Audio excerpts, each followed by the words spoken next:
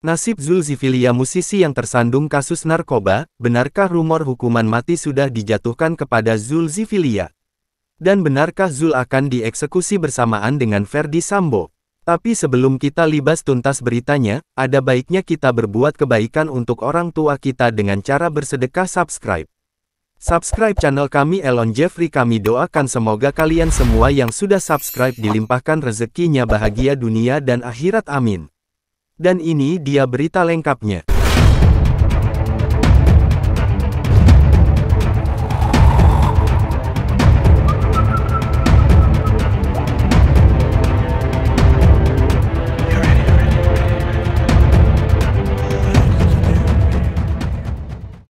Masih ingat dengan kasus narkoba Zulkiflia yang menghebohkan pada 2019 lalu? Vokalis band Zulkiflia itu sempat dituntut hukuman mati.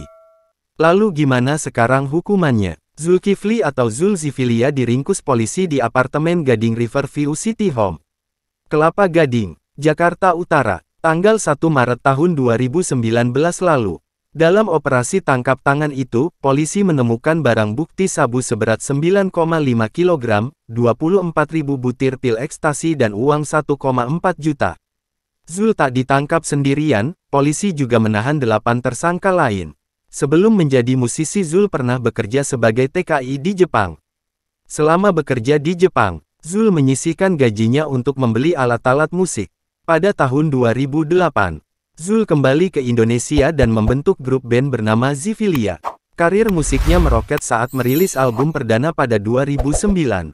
Salah satu lagu paling terkenal dari album itu berjudul Aisi Teru. Selama menjadi musisi, Zul bersama Zulkiflia telah merilis 2 album.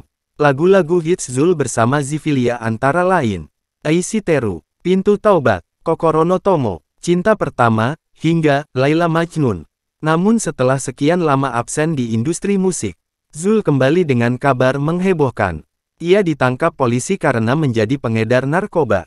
Zul mengaku menjadi pengedar karena himpitan ekonomi. Selain itu, ia punya utang budi kepada temannya yang juga seorang pengedar narkoba.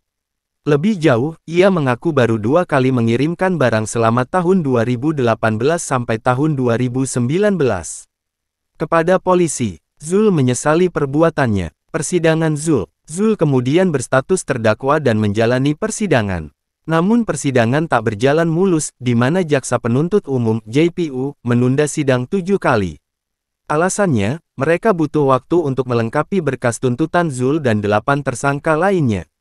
Setelah berkas rampung, JPU menuntut Zul dengan pasal 114 ayat 2 Junto 132 ayat 1 Undang-Undang Nomor 35 Tahun 2009 tentang narkotika. Ia dituntut penjara seumur hidup karena tindakannya merusak generasi bangsa.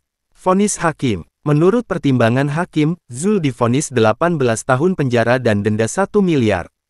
Hakim menyebut Zul terbukti bersalah menjadi perantara narkotika. Sempat beredar rumor Zul akan dieksekusi mati karena perbuatannya. Namun rumor itu dibantah oleh istri Zul, Retno Paradinah. Retno mengaku rumor itu sangat mengganggu keluarga dan anak-anaknya.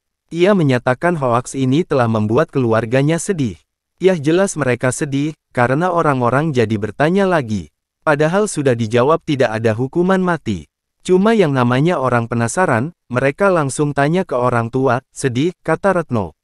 Anak dibully. Retno mengatakan, anaknya jadi korban kasus Zul. Saat bermain di luar rumah, anaknya dibully karena ayahnya masuk penjara. Untuk itu ia meminta anaknya agar tetap di rumah. Jika di luar rumah, Retno akan menemani anaknya agar tak dibully. Dan dengan berita ini maka terjawab sudah bahwa kabar yang mengatakan Zulkiflia dan Ferdy Sambo akan dihukum mati bersamaan itu hanyalah hoaks.